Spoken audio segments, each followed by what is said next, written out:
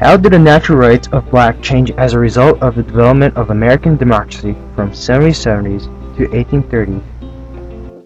As the development of democracy set and reinforced many laws, the natural rights of blacks changed with the diversified development of North and South.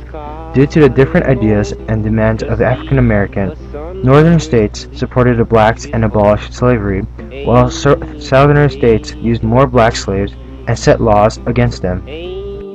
So beginning in 1770, the first black American patriot, Surface Attic, was killed by a Briton soldier. This event shows a change in relation between African American and the white.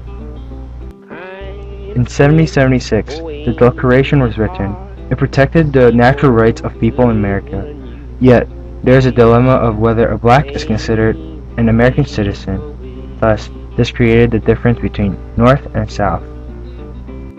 Talking about the North first, considering the environment and economic structure, the North is more supportive of black rights.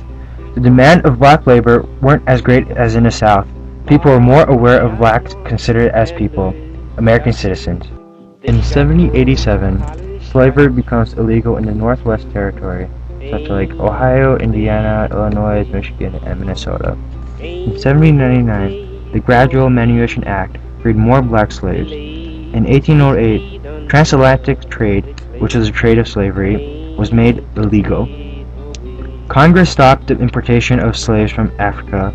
It begins to restrict slaves. In 1816, New York proposed to send blacks back to Liberia, a colony in Africa.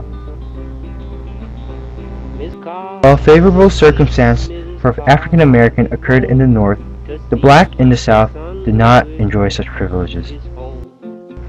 Coming back to 1770s, although the word slavery does not appear in the Constitution, Georgia and South Carolina delegates insist that a portion of their slave population be factored into determine representation in Congress.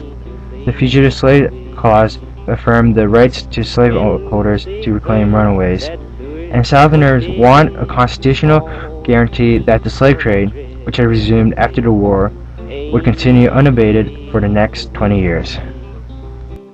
The slave-based tobacco economy that sustained the Chesapeake region was in deep crisis. In the late 18th century, and some Virginia leaders even talked about ending slavery.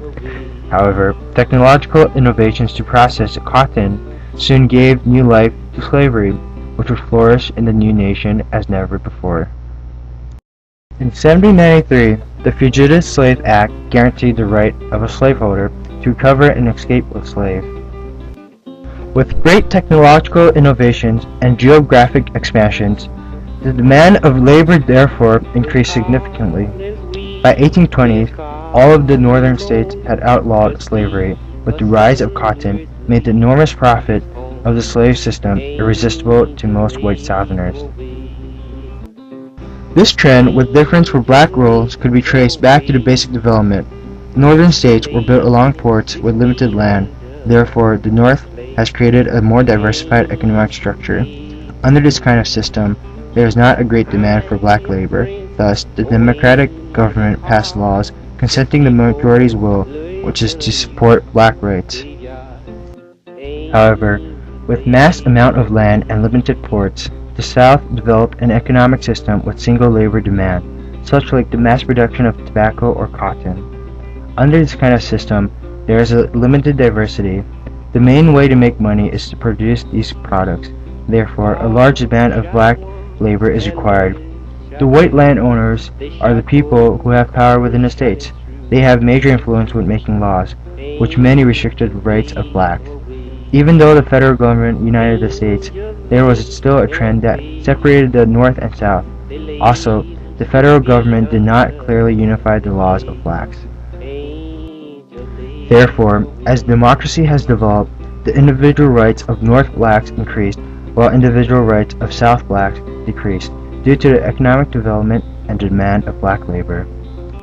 Thank you for listening.